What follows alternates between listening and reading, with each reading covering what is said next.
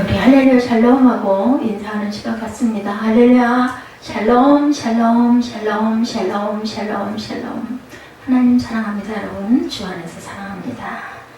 오늘 9절 말씀, 아비멜렉의 그 악행, 형제 70명을 때려 죽인 일, 그래서 결국은 그것도 하나님이 그의 피를 그 머리에 돌아가게 하시죠. 요담 막내 아들이 살아납니다. 이것도 또한 내용을 우리 쭉 같이 57절까지 함께 교독해서 읽어봤는데, 그것도 또한 그 피하는 그것도 선택이에요. 우리 인생은 선택이 참 많습니다. 때로는 그 중간중간에 사단이 역사하기도 하고, 성령께서 또 일부러 또 사단을 부리시기도 하고, 이렇게 하고, 그것에 대한 결과적인 선택은 바로 우리 자신들이 하고 일어나고 하고, 그걸로 인해서 우리의 길이 평탄기도 하고 구부러지기도 하고 언덕도 있고, 그리고 또한 그 구덩이도 있고, 이것을 우리는 계속해서 걸어가죠. 끝이 어딘지도 모르고 헤매고 가는 그러한 내용이, 제가 이제 새벽 예배 3일상 이제 31장 한 장 남았습니다. 월요일 날에 끝이 나는데, 오면서 보니까 와, 다윗과 사울 이야기예요. 3일상 전체 내용이 결국은 쫓기고 쫓고, 그리고 사울은 이제 버림을 받고 죽고, 그리고 다윗은 이제 사무엘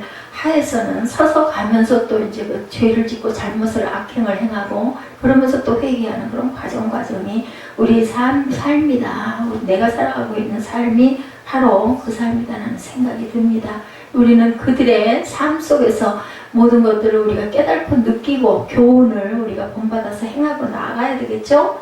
오늘 9장 말씀 전체를 통해서 우리 함께 은혜를 나누도록 하는데, 아비멜렉과 세겜 사람들의 결탁에 대한 내용이 나와 있죠. 그래서 제가 57절 말씀을 기도에 함께 병합을 해서 말씀을 하는데, 하나님을 거역하여 망한 사람들, 이런 제목을 제가 붙여봤습니다. 9장 전체를 한번 우리가 읽었지만 한 번 더 살피고 갑니다. 구약은 우리가 자주 대하는 신약과 조금 다르기 때문에, 하나님의 뜻에 따라 이스라엘을 구할 일꾼으로 세움을 받았던 기드온의 시대가 이제 끝났어요. 죽었어요. 그죠?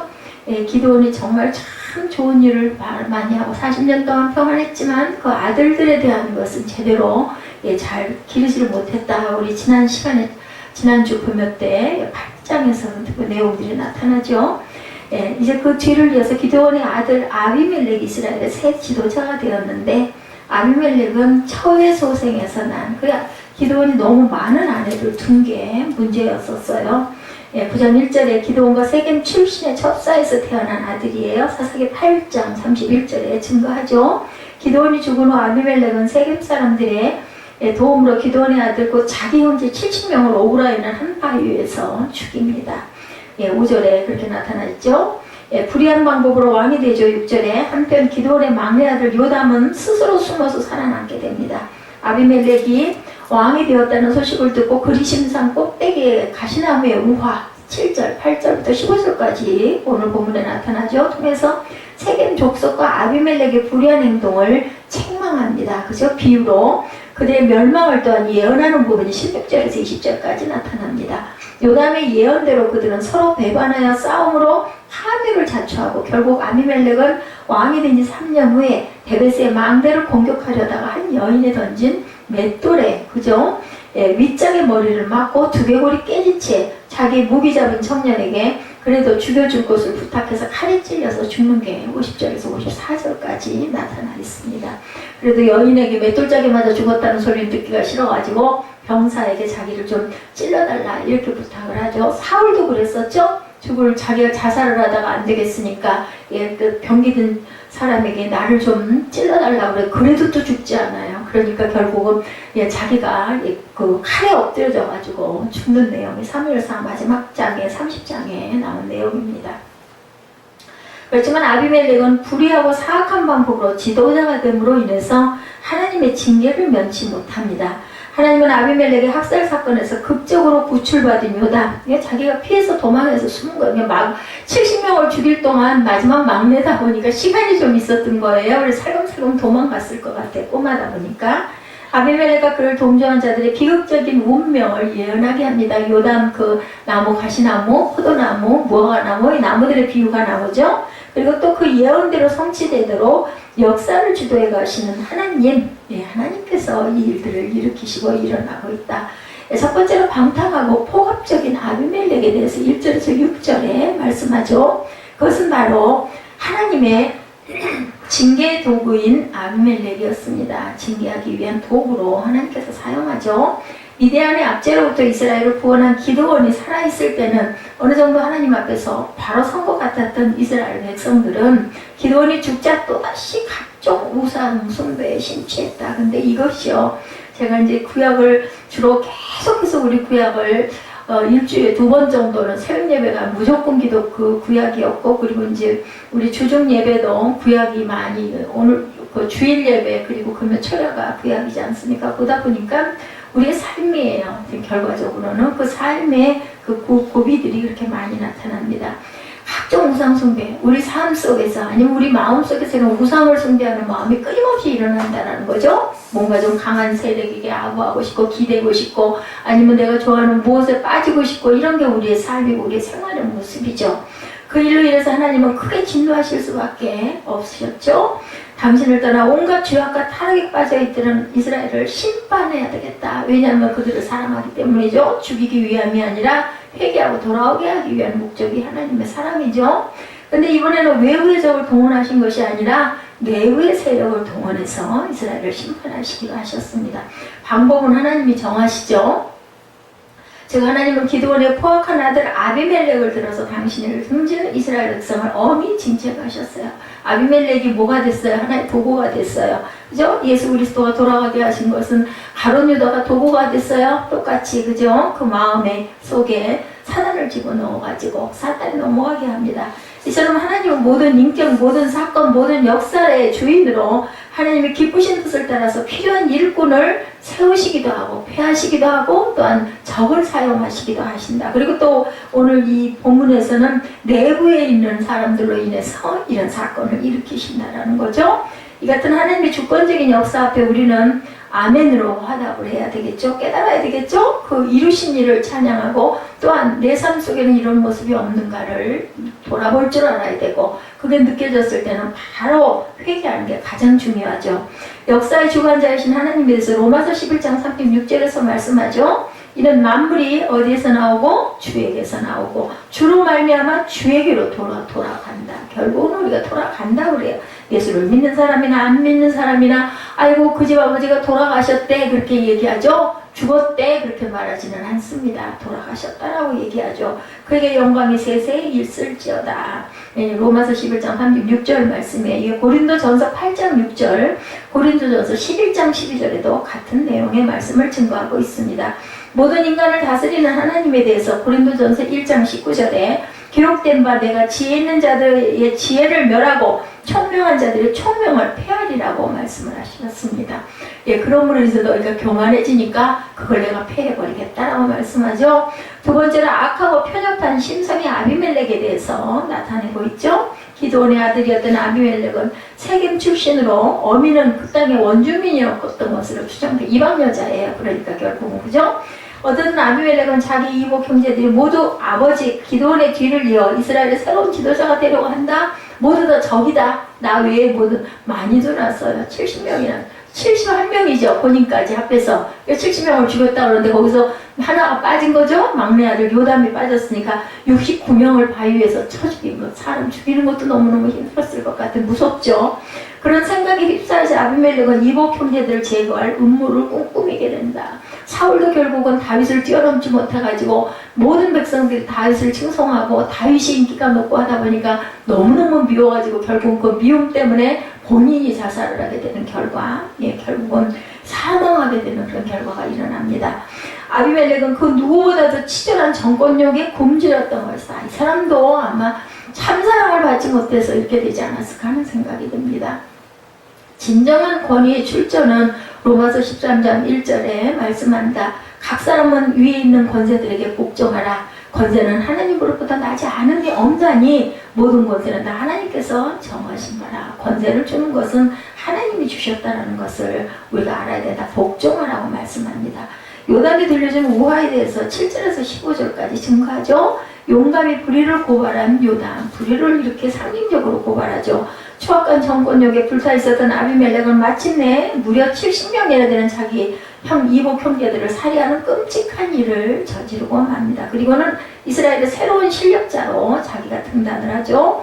그런데 아비멜렉이 이렇게 악하고 패역한 모습으로 지도자가 되었음에도 불구하고 이스라엘 백성들은 그에 대해 어떤 한이나 고발도 하지 않고 그저 침묵으로 아유 뭐 그냥 그렇게 가지. 제가 요즘에 그 성장에 가보면은 나이 드신 분들은 포기하는 부분이 참 많구나 하는 생각이 들어요.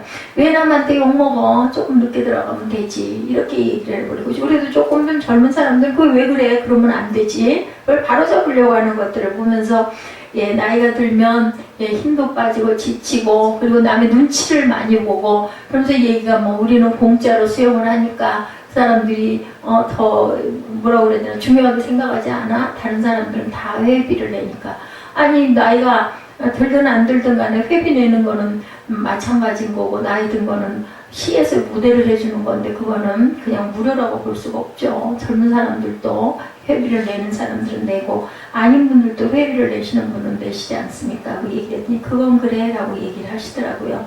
이스라엘 백성은 자신들의 생명구지에 급급했어. 남이 어떻고 됐단 말도 나만 살면 그만이야 이랬다는 거죠. 그러는 와중에 기드온 아들 중 아비멜렉의 칼을 피해 유일하게 살아남았던 막내 요담이 아비멜렉과 세겜 사람들이 죄악을 고발하는 용기 있는 행동을 합니다. 예, 이제 청년이 됐겠죠. 예, 숨어 살았다 이제 몇 년 동안 있다가 나타납니다.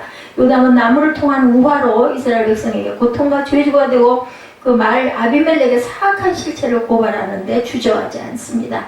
아비멜렉은 마치 사람들을 마구 찌르는 가시나무처럼 백성들을 칼로 위협하고 무력으로 하고 협박하기를 주저하지 않는다. 이렇게 고발을 한 것 가시나무를 비유해서 이처럼 비록 모두가 침묵한다 할지라도 그리고 생명이 위태로운 지경에 이른다 할지라도 다른 것을 말하고 정의를 구현하는 일에 힘쓰는 것은 하나님의 주권과 그분의 공의로운 심판을 확신하는 자의 마땅한 도리다. 우리는 그래도 타협하지 말아야 될 건 타협을 안 해야 되는 거예요. 남의 눈치를 보거나 그런 소리 내가 뭐하러 나서서 해 이래서는 안 되지. 그래서 사람이 길에서 죽어 넘어가도 상관을 안 하는 요즘 세태라고 얘기하죠. 그래서 보면 가끔가다 아주 용감한 일을 해가지고 시상을 하는 그 내용이 가끔 나타날 때도 있습니다. 그런데 당연한 거죠. 그렇게 해야 되는 거죠. 왕의 허물조차도 지적할 수 있는 용기 참회하 12장 13, 4절에 다윗의 얘기죠. 다윗이 나단에게 이르되 내가 야훼께 죄를 범하였노라 하며 나단이 다윗에게 말하되 야훼께서 당신의 죄를 사하셨나니 당신이 죽지 아니하려니와. 잘못된 거 바세바 사건을 얘기하는 거죠. 14절에 이 일로 말미암아 여호와의 원수가 크게 비방할 거리를 얻게 하였으니 당신이 낳은 아기가 반드시 죽으리라 하고 대가는 꼭 치릅니다. 하나님의 은혜로 그리고 회개함으로 인하여서 하나님이 사하여 주시고 용서해 주셔도 저는 그렇게 생각을 합니다. 반드시 대가는 언젠가는 꼭 치른다라는 거. 죄악을 고발해야 하는 주의 종에 대해서 에스겔 23장 36, 7절에 증거합니다. 야훼께서 또 내게 이르시되 인자야 내가 오홀라와 오홀리바를 심판하려느냐? 그러면 그 가증한 일을 그들에게 말하라. 그들이 행음하였으며 피를 손에 묻혔으며 또 우상과 행음하며 내게 낳아준 자식들을 우상을 위하여 화제로 살았다. 절대 하나님 그렇게 하지 말라고 그랬거든요. 근데 그 시대에는 자식을 화제로 불에 태워서 죽이는 그런 그 재단을 쌓는 일들을 많이 했습니다.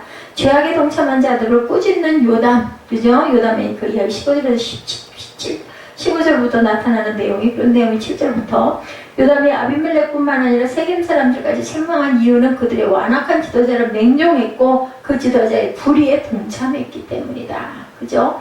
이처럼 악을 적극적으로 자행하는 것도 하나님 보시기에 가증한 일이지만 그에 못지않게 죄악에 휩쓸리거나 침묵으로 죄악에 동조하는 것도 결코 선하다고 볼 수는 없다라는 것. 타인의 죄에 동참하지 않는 지혜를 가져야 됩니다. 디모데전서 5장 22절에 아무에게나 경솔히 안수하지 말고 다른 사람의 죄에 간섭하지 말며 내 자신을 지켜 정결하게 하라.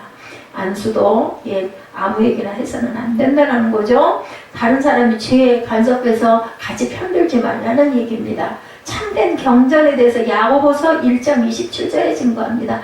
하나님 아버지 앞에서 정결하고 더러움이 없는 경건은 곧 고아와 과부를 환난 중에 돌보고 자기를 지켜 세속에 물들지 아니하는 그것이라.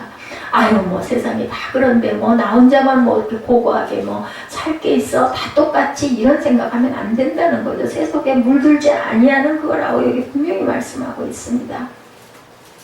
성취하는 요담의 예언이 22절에서 29절에 성취되어짐이 나타납니다.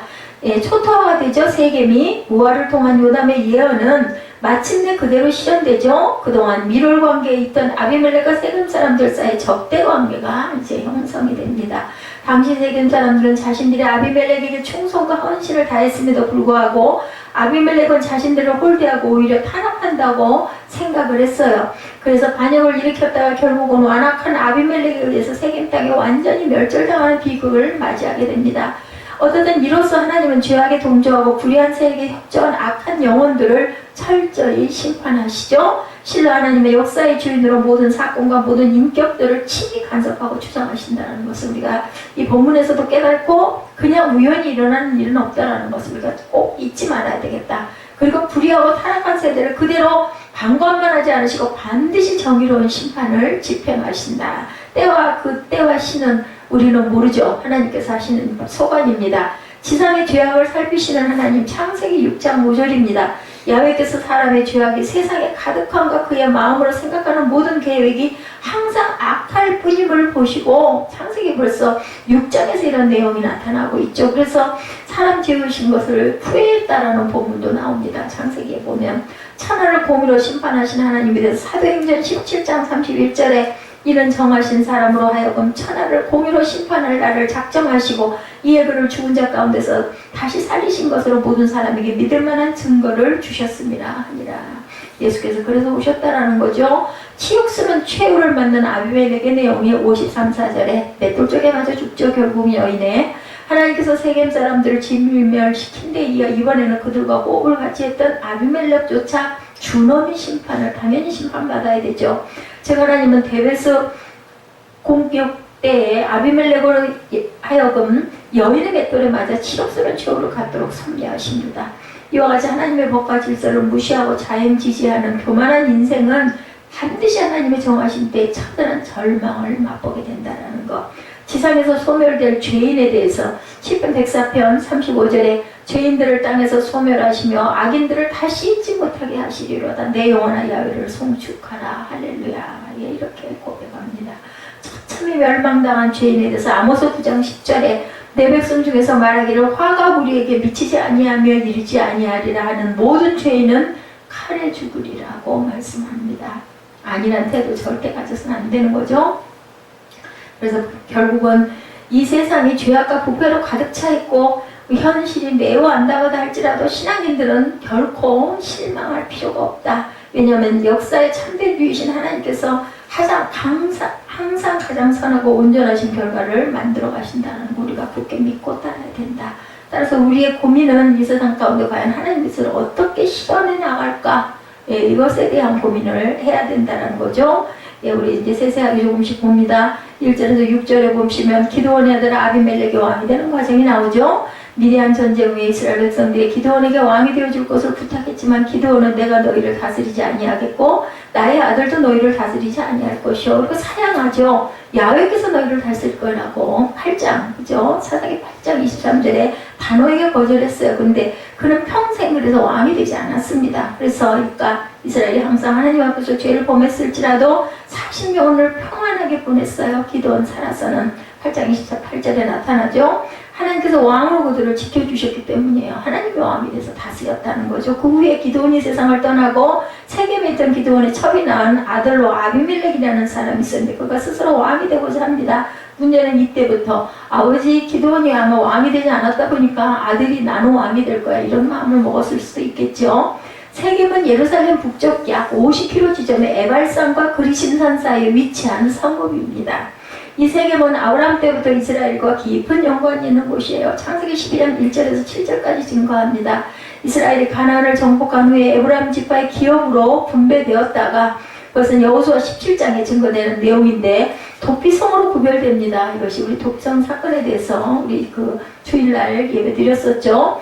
레위인이 성읍이 됩니다. 여호수아 20장 지난주 그 말씀이었죠. 여호수아 당시 이스라엘의 총회를 이곳에서 연곳으로 모아서 세겜은 이스라엘의 정치적으로 중요한 위치에 있었던 곳이었다. 많이 발달된 곳이었겠죠. 그런데 오늘 본문에서 이 세겜이 중요한 이유는 기드온이 세겜 여자를 첩으로 삼았다고 할 때 그 뜻은 경건한 레위인의 자손인 세겜 사람들 중에서 하나님의 말씀과 법도를 어기고 이방인처럼 부인 있는 남자의 첩이 된 일이 그리 큰 문제가 되지 않았다는 거예요. 그때 그 시절에는 뿐만 아니라 이후 세겜 사람들이 아비멜렉과 한편이 되었다가 반대편이 되어서 이러지도 저러지도 이러저러한 일을 벌이는 것을 보면 도무지 하나님께 구별되어 드려진 레위인으로서의 경건함을 찾아볼 수 없는 사람들이었다는 것을 우리가 볼 수가 있다. 오늘 본문에 보니 기드온의 첩의 아들 아비멜렉은 세겜에 있는 자신의 외가로 와서 외삼촌들에게 세겜 사람들에게 자신의 말을 전해달라며 다음과 같이 얘기하죠. 2절에 여룻바알의 아들 70명이 다 너희를 다스린 거 한 사람이 너희를 다스리면 어느 것이 너에게 나오냐 이렇게 물어봐 달라는 거죠. 이 말을 통해서 알 수 있는 것은 첫째, 기드온의 아들들이 말은 왕이 아니라고 했지만 실제로 왕처럼 백성들 위해 군림하고 있었다는 것을 그 시대에 알 수가 있고 그것을 백성들이 힘들어하고 있었다는 것 또한 알 수가 있죠. 두 번째로는 만약에 아비멜렉 말이 사실이라면 아비멜렉은 아주 정치적인 야심이 많고 위험한 인물이라는 것을 또한 알 수가 있다. 왜냐하면 기드온의 아들들이 왕이 아니고 왕으로서의 어떤 악행을 일삼지도 않았는데도 이런 반언을 한 것은 자신의 첩의 자식이라는 피해의식과 사악한 정치적인 욕심 때문에 형제들도 자신과 같은 생각을 지녔을 것이라고 지레 짐작을 하고 자신이 그들에게 당하기 전에 먼저 선수를 치는 행동일 수도 있었기 때문이다. 역시나 온전하게 사랑 속에서 자라지 않았다는 거죠. 그리고 그는 혈연에 호소하면서 지역 감정을 부추깁니다. 네, 그것은 나는 너희와 고륙임을 기억하라. 2절에 이렇게 얘기하죠. 피는 물보다 진하고 혈연은 이성보다 강하다는 말처럼 아비멜렉은 이러한 논리로 외가 어머니 쪽 친척을 미혹을 합니다. 그러자 세겜 사람들의 마음이 아비멜렉에로 기울어져서 아비멜렉은 우리의 형제라 3절이죠. 바알불이 신전에 있던 은 70개를 정치자금 군대를 모을 수 있는 비용으로 후원을 해서 줍니다. 돈을 보내죠. 아비멜렉은 그것으로 방탕하고 경박한 사람들을 삽니다. 자신의 사명으로 삼죠. 4절에 그들은 하나님과 사람을 무시하고 법과 양심을 외면한 채로 사는 사람들이었고 아비멜렉은 그들을 이용해서 배다른 형제 70인을 한 장소에 모아서 죽이죠. 이 끔찍한 비극적인 살인 그건 아비멜렉의 정권력과 그에 동조한 세겜 사람들과 하나님과 사람을 무시하는 방탕하고 경박한 사람들에 의해서 벌어지는 사건이었다. 그리고 난 다음에 세겜 사람들은 아비멜렉을 세겜에 있는 상수리나무 기둥 곁에서 왕으로 옹립하죠. 6절까지의 내용입니다. 그리고 나서 7절부터 13절에서 15절까지 요담의 예언이 나타나죠. 아비멜렉이 자기 형제들을 죽일 때 그 자리에서 기드온의 막내 아들인 요담만이 간신히 도망하여 살아남죠. 그 요담은 그리심산 꼭대기로 올라가서 세겜 사람들에게 외치죠. 세겜 사람들아 내 말을 들으라. 7절이죠. 그리하여 하나님이 너희의 말을 들으시리라. 내 말을 들어야 하나님이 너희의 말을 듣는다. 요담은 아비멜렉의 말만 듣고 그에게 순종한 세겜 사람들이 이번에는 내 말을 한번 들어봐라. 귀 기울여 달라고 부탁을 합니다. 그게 그리하여야 하나님이 너의 말을 들으시리라고 한 것은 세겜 사람들이 잘못했다는 뜻이죠. 그러면서 요담이 그들에게 한 말은 하나의 비유입니다. 숲속의 나무들이 왕을 세우고자 했다. 나무들의 비유를 하죠. 그래서 나무들을 먼저 감람나무에게서 너는 우리의 왕이 되라 8절에 요청하죠. 그러자 감람나무는 내 기름이 하나님과 사람을 영원하게 하기 때문에 그것을 포기하고 왕이 되어서 나무들 위에 우쭐거리지 않겠다는 이렇게 귀한 사람이라는 뜻이에요. 9절이죠. 여러분이 아시는 대로 감람나무 기들은 제단의 등을 밝히고 제물에 섰고 대제사장의 위임식에 쓰는 귀한 재료입니다. 감람나무의 그 기름이죠. 뿐만 아니라 식용으로 의약품으로 화장품 등에 아주 다양하게 그 시대에 쓰였던 아주 귀한 그러한 재료입니다. 그래서 감람나무는 자신이 이렇게 거룩한 일과 사람들에게 꼭 필요한 일에 쓰임을 받는 것을 포기하고 남을 다스리는 일을 선택하는 어리석음 나는 포함하지 않겠다라고 대답했다는 겁니다. 감람나무는 자신의 자리의 역할을 알고 그것에 충실할 때 행복하다라는 것을 보여줍니다. 그래서 나무들은 무화과 나무에 가서 너는 와서 우리의 왕이 되라고 또 요청하죠. 10절에 그래서 무화과 나무 역시 자신이 맛있고 아름다운 열매를 버리고 왕이 되지 않겠다. 내가 왜 그 짓을 해? 11절에 무화과 나무는 자신의 사명은 왕이 아니라 좋은 열매를 맺는 것임을 나는 알고 있다. 그래서 그것을 포기할 수 없다라고 말하는 거죠. 그래서 나무들은 포도나무에 가서 왕이 되라고 12절에 부탁을 합니다. 그 요청을 들은 포도나무는 하나님과 사람을 기쁘게 하는데 포도주를 내가 어찌 버리고 가서 나무들이 우쭐댄다고 표현하죠. 왕이 된다는 것을 거절합니다. 포도주는 우리가 너무 잘 알듯이 중동 지방에 물이 너무 나쁘기 때문에 그 시대에는 거의 물이었어요. 음료수나 같았죠. 그리고 잔치의 흥을 돋구는 아주 중요한 요소입니다. 포도나무 역시 자신의 분수를 알고 그것을 포기하지 않으려 했다는 뜻이죠. 그래서 나무들은 마지막으로 가시나무에게서 왕이 되어달라고 14절에 요청하죠. 가시나무는 우리가 아는 것처럼 그 나무와 식물 위에 가시까지 다 총칭하는 이름이 바로 가시나무인데, 이 가시나무는 식용으로도 할 수 있는 열매도 없고 생활에 필요한 기름도 얻을 수도 없고 사람에게 찌르는 고통만 주는 그런 가시를 잔뜩 가지고 있을 뿐입니다. 그래서 성경은 이러한 가시나무가 저주를 상징한다고 창세기 3장 18절에도 증거합니다. 자신에게 왕이 되려는 요청을 받은 가시나무는 만일 너희가 참으로 내게 기름을 부어 너희 위에 왕으로 삼겠거든 와서 나의 그늘에 피하라. 그리하지 아니하면 불이 가시에게 나와서 레바논의 백향목을 살아버리겠다. 15절에 이렇게 얘기합니다. 아무짝에도 쓸모도 없고 해롭기만 하는 가시나무가 자신의 글에 피하라고 하는 것은 억압과 고통을 주겠다는 뜻을 갖고 있습니다. 즉 스스로 왕이 되려면 아비멜렉과 그런 사람들을 왕으로 세운 세겜 사람들은 가시나무에게 왕이 되어달라고 하는 나무들과 똑같이 너희들이 고통을 당하고 저주를 받을 것이라는 뜻을 갖고 있죠. 그 결과 자신들과 이스라엘을 막아주고 지켜주는 그늘이 될 줄 알았던 아비멜렉이 알고 보니 대적들보다 더한 고통을 안겨줄 것이라는 말을 요담이 비유로 이렇게 했다는 거예요. 가시나무가 내 그늘에 피하라는 것은 결국은 그 가시나무의 그늘은 누구라고요? 아비멜렉이고 그 고통을 당할 것이라는 거죠. 이것이 여룻바알과 그의 집을 선대함이냐? 이것이 그의 손에 행한 대로 그에게 보답함이냐라고 묻습니다. 16절에. 그런 후에 그것이 아니라면 아비멜렉에서 불이 나와서 세겜 사람과 밀로의 집을 살을 것이요 세겜 사람과 밀로의 집에서도 불이 나와 아비멜렉을 살고 서로 죽일 것이라는 것. 20절 말씀이 즉 세겜과 밀로 사람들이 아비멜렉을 왕으로 세운 것이 하나님과 사람 앞에 옳은 일이 아니라면 자신들이 왕으로 세운 바로 그 아비멜렉에서 불이 나와서 그들을 불태워버릴 것이고 세겜과 밀로 사람들에게서 불이 나와 아비멜렉을 서로가 서로를 불태울 것이다. 21절이죠. 여기까지 말한 요담은 아비멜렉과 그 사람들을 두려워하여 부엘로 도피해서 거기에서 삽니다. 그렇게 말하면 또 주행량을 놓은 거예요. 죽을까 봐서 겁이 나가지고. 저와 여러분은 세겜과 밀로 사람들 그리고 아비멜렉은 이 말을 듣고 회개했을까? 안 했죠. 당연히. 그렇기 때문에 요담의 예언은 그대로 진행되었고 22절에서 57절에 그것이 이루어지는 과정이 오늘 본문에 나타나죠. 아비멜렉을 배반한 세겜 사람들의 22절 아비멜렉이 이스라엘을 다스린 지 3년에 하나님의 아비멜렉과 세겜 사람들 사이에 악한 영을 보내심에 세겜 사람들이 아비멜렉을 배반하였으니 이렇게 나타납니다. 죄가 있는 곳에는 악한 영이 역사하죠. 죄를 저지른 세겜 사람들과 아비멜렉 사이에 악한 영이 임하고 그들은 분열하기 시작합니다. 성령을 하나 되게 하지만 악령을 분열케 하죠. 아비멜렉은 왕이 된 후 아루마를 수도로 삼고 힘을 키워가고 있었어요. 세겜 사람들이 아비멜렉을 배신한 이유가 바로 그것 때문이었던 거죠. 자신들이 아비멜렉을 왕으로 옹립하고 그에게 정치자금을 지원했죠. 은 70개를 지원했다고 그러죠. 정작 아비멜렉이 왕의 도읍으로 삼은 곳은 세겜이 아니라 아루마였다라는 거. 그게 마땅치 않은 거예요. 세겜 사람들은. 세겜은 아무런 혜택이나 배려를 받지 못했다는 것 때문에 그들은 아비멜렉을 배반하게 됐다는 거죠. 25절에 그리하여 세겜 사람들은 아비멜렉 측을 염탐하면서 아비멜렉으로 가는 물건을 강탈합니다.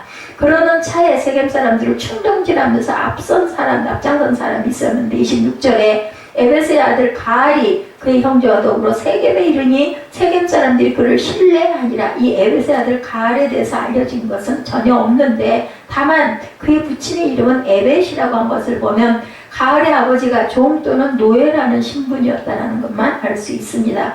따라서 가알은 천민 출신이었을 것으로 추정이 됩니다. 가알이라는 것은 종 또는 노예라는 것을 나타낸다는 거죠. 그런데 세겜 사람들이 이상하죠. 그들이 처음 왕으로 인정한 사람은 첩의 아들이었어요. 당연히 그죠. 그리고 두 번째 지도자로 세운 사람은 종의 아들입니다. 왜 이런 내용일까? 적어도 세겜 사람들은 정상적인 판단을 하고 좋은 사람, 올바른 지도자를 보는 눈이 없고 영적인 어두운 눈을 갖고 있었다는 걸 우리가 알 수가 있겠다. 세겜 사람들은 가을을 지도자로 세운 후 잔치를 엽니다. 자신들이 신당에 들어가서 먹고 마시고 아비멜렉을 저주하는 부분이 27절에 나타나죠. 그리고 28절에 그때 가을은 세겜 사람들에게 아비멜렉은 누구며 세겜은 누구기에 우리가 아비멜렉을 섬기리요 라고 얘기합니다. 또 아비멜렉을 섬기느니 차라리 세겜의 아버지 하몰의 우선을 섬길 것이라고도 말을 하죠. 그 뜻은 하몰은 히위 족속의 사람으로 그의 아들 세겜은 아브라함 당시 세겜 섬의 추장이었다고 그래. 창세기 34장 2절에 증거합니다. 이 하몰의 아들 세겜이 야곱의 딸 디나를 강간한 후에 디나와 결혼하고자 했고 그것 때문에 야곱의 아들들이 흉물에서 세겜에 있던 히위 족속을 다 죽인 일이 있었죠. 우리가 창세기에서 알고 있습니다. 근데 지금 가을은 그때 이야기를 합니다. 아비멜렉을 섬기는 것보다 하몰의 후손을 섬기는 것이 낫다. 이렇게 비유를 했다는 거죠. 그가 이렇게 말한 것을 두고 세겜에 살던 히위 족속의 일부가 그때까지 남아 있었다고 주장하는 사람들도 역사자들은 있는데 그러나 중요한 것은 가을은 하나님 편도 하나님 백성 편도 아닌 전적으로 이방 사람처럼 행하고 말했다는 점이 중요하다. 그러므로 자신들에게 군사만 있으면 아비멜렉을 제거하겠다고 큰 소리를 치면서 아비멜렉에게 선전포고를 합니다. 29절에 내 군대를 증원해서 나오라 이렇게 얘기하죠.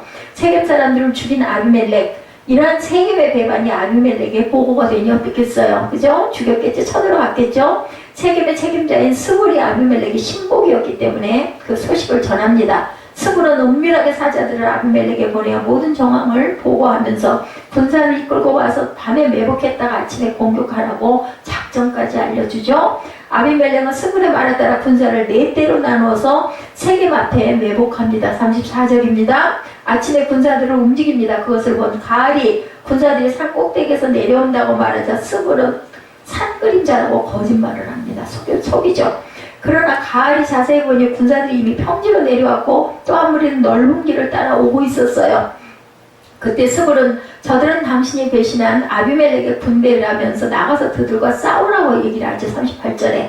그래서 어쩔 수 없이 가을은 세겜 사람들과 함께 아비멜렉의 군대와 싸웠고 그 싸움에서 밀려 도망하고 부상당하여 엎드려진 자가 얼마나 많았든지 성이 가득 찰 정도였다. 40절에 그렇게 증거합니다.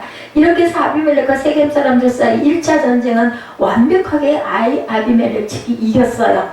그리고 다음날 가을의 군사들과 세겜 사람들이 평지로 나오죠. 42절에 두 번째 전투가 다시 벌어집니다. 그때 역시 아비멜렉 측이 승리해서 마침내 세겜성을 점령합니다. 그리고 남아있던 백성들을 죽이고 세겜성을 헐어버린 후에 소금을 뿌렸다고 나오죠. 다시는 반역하지 말라는 경고입니다. 그러나 완벽한 승리는 아니었다. 세겜의 망대 세겜 사람들의 잔당이 남아있었고 아비멜렉은 3차 공격을 하죠. 그러자 세겜 망대에 있던 세겜 사람들이 멜불이 신전의 보루로 들어가서 숨습니다. 46절에 망대와 보루는 지금 저와 여러분이 아는 것처럼 장소이거나 비슷한 구조물인 것으로 나타나 있는데 망대로 피했던 사람들이 엘브리 신당의 보루로 옮긴 것은 거기에서 바알신의 도움을 받아서 안전할 것이라고 믿었기 때문에 피신을 했다는 거죠. 세겜에 남은 사람들이 신전의 보루에 모인 것을 아비멜렉이 듣습니다. 그러자 아비멜렉은 자신과 자기 군사들까지 도끼로 나뭇가지를 찍어가지고 와서 그 나무를 보도에 놓고 뭐했어요? 불을 붙이죠. 그 결과 1000명의 남녀가 불에 타서 죽습니다. 내용이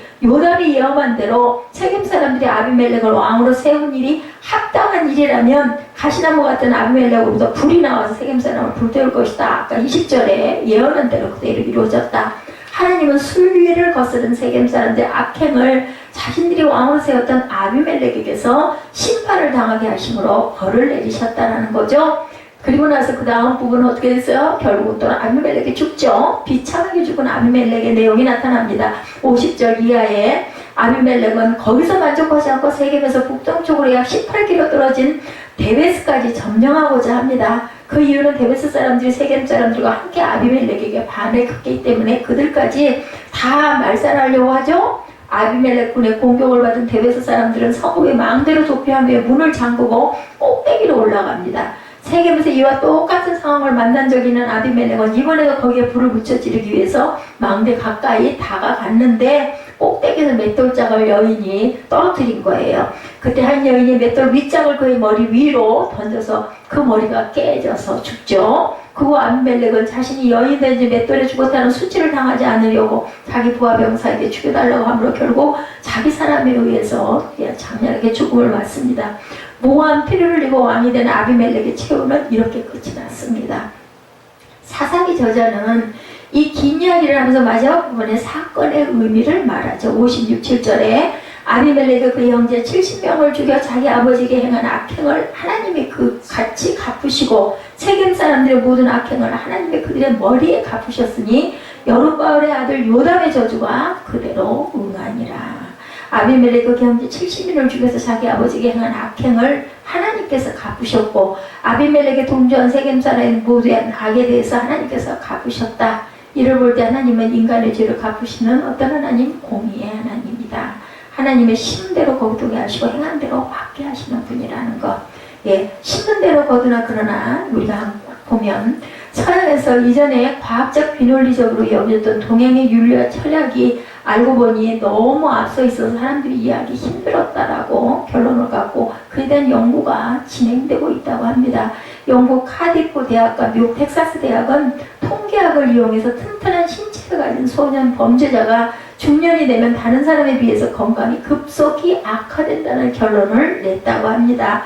신경화학 분야의 연구에서 사람이 배려심이나 긍정적인 사고를 하면 신경세포의 건강을 촉진하는 신경 전달 물질이 분비되어 병에 잘 걸리지 않게 되지만 나쁜 마음을 품거나 부정적인 사고를 하면 세포의 건강을 해치는 물질이 분비돼서 건강이 악화된다는 결론, 성경적인 결론이죠. 결국은 특수 처리로 열린 유리컵에 얼린 유리컵에 입김을 불어넣어서 컵 벽면에 붙은 성분을 분석하면 그 연구를 했는데 그 경우 일반적으로 무색 투명 물질이 컵에 붙는데 입김을 불어넣은 사람이 화를 내거나 부정적인 감정을 품고 있을 경우 그 색이 다르고 화학적인 성분은 몸에 해로운 물질이었다라고 나타났다고 합니다. 결론은 인과응보 심은 대로 거둔다라는 내용이라는 거죠. 윤리적인 과학적으로. 그래서 예수께서 말씀하시잖아요. 예, 그자를 용서하는 것은 결국은 너를 위해서 용서하시는 것이다 라는 그런 말씀과 같습니다. 그러므로 순리를 거스르거나 일상적이고 평범한 삶을 거스르지 말고 바르게 살아야 된다. 예, 그래서 우리가 가진 윤리적인 결론과 과학적인 실험 그대로 사람들이 더욱더 하늘과 땅과 자연과 사람에 순응하는 삶을 살아야 되겠다. 하나님 말씀이 틀리고 잘못된 부분이 하나도 없죠. 그리고 가능하면 그것에 역행하고 악을 행하는 사람들이 벌을 받게 된다는 것을 잊지 말아야 되겠다. 오늘 본문이 말하려는 것은 이러한 인과응보, 심은 대로 거둔다, 순천지음, 역천자망이 결론이 아니고 전혀 또 다른 법칙이 있다고 말씀합니다. 그것은 은혜의 법칙. 과거의 모든 잘못과 죄악을 그리스도 예수께서 대신 감당하시고 예수님을 의지하고 예수님만 붙드는 자에게 하나님의 은혜가 임한다는 주님의 법칙이죠. 이것은 요담이 19절에서 간접적으로 언급합니다. 세겜 사람들이 아비멜렉에게 동조한 일은 비록 잘못되었으나 이제라도 돌이키면 아비멜렉도 세겜 사람들도 다 기쁘게 될 것이다 라고 얘기했어요. 그때나 지금이나 인과응보의 법칙과는 다른 은혜의 법칙이 있었다는 것을 우리가 알 수 있다. 예수 그리스도의 십자가 아래에 있는 저와 여러분에게 유효하게 적용되는 것이 바로 이 은혜의 법칙이라는 것을 알고 믿어야 되겠다는 거죠. 죄를 죄대로 갚지 아니하시고 악한 자를 벌하지 아니하시고 진심으로 회개하면서 하나님을 붙드는 자에게는 주님으로부터 은혜가 임한다는 거죠. 우리들은 이렇게 은혜의 법칙 안에 살고 있는 사람입니다. 그렇기 때문에 그 은혜에 감사하고 더 이상의 죄와 악을 행하지 않는 그러한 저희들이 되어야 되겠고, 혹여 그런 마음을 품었더라면 비우고 버리려고 노력을 해야 되겠죠. 내가 안 될 때는 성령께서 도와주옵소서 하고 기도해야 됩니다. 하나님 백성 은혜 받는 자가 사는 방법은 바로 이거죠. 은혜는 은혜를 낳지만 죄와 악은 재앙과 재난과 심판을 낳는다라는 것. 지금 우리 시대에 엄청난 죄와 악이 항양하고 있죠. 자라는 아이들, 청소년들을 보면 아주 기가 막힙니다. 그대로 세상에 당하고 사람들이 당하도록 두기보다는 은혜의 법칙이 이 땅에 채워지도록 만든 것이 하나님을 먼저 믿고 은혜를 받은 저와 여러분의 사명이다. 하나님이 저와 여러분을 은혜로 대해주신 것처럼 우리가 이 세상과 사람을 대한다면 하나님의 은혜와 영광이 이 땅에 평안하게 펼쳐질 줄로 믿습니다. 그것을 사모하고 은혜의 삶을 살아가는 저와 여러분 되시기를 오늘 사사기 9장을 통해서 요담이 선포한 그 내용이 그대로 이루어지면서도 19절에 보면은 은혜 속에 거하라는 말씀을 하고 있다는 것. 우리는 은혜의 시대에 살고 있죠. 그렇기 때문에 그것을 사모하고 살아가야 된다. 19절에 만일 너희가 오늘 여룻바알과 그의 집을 대접한 것이 진실하고 의로운 일이면 너희가 아비멜렉으로 말미암아 기뻐할 것이요 아비멜렉도 너희로 말미암아 기뻐하려니와 했는데 그만 20절에 그렇지 아니하면 아비멜렉에서 불이 나와서 세겜 사람과 밀로의 집을 살을 것이요 세겜 사람들과 밀로의 집에서도 불이 나와 아비멜렉을 살을 것이니라 하고 요담이 그 형제 아비멜렉 앞에서 도망하여 피해서 부엘로 가서 거기에 거주하니라. 요담은 이것을 알았어요. 그죠? 진리를 알고 하늘의 법칙을 알았기 때문에 그래서 그 죄에서도 이런 사람 하나를 꼭 남겨놓으시죠. 남은 자가 꼭 있게 하나님께서는 하십니다. 잊지 아니하시는 저와 여러분 되시기 바랍니다. 우리 찬양으로 결단하시고 축복 예배를 마치도록 하죠.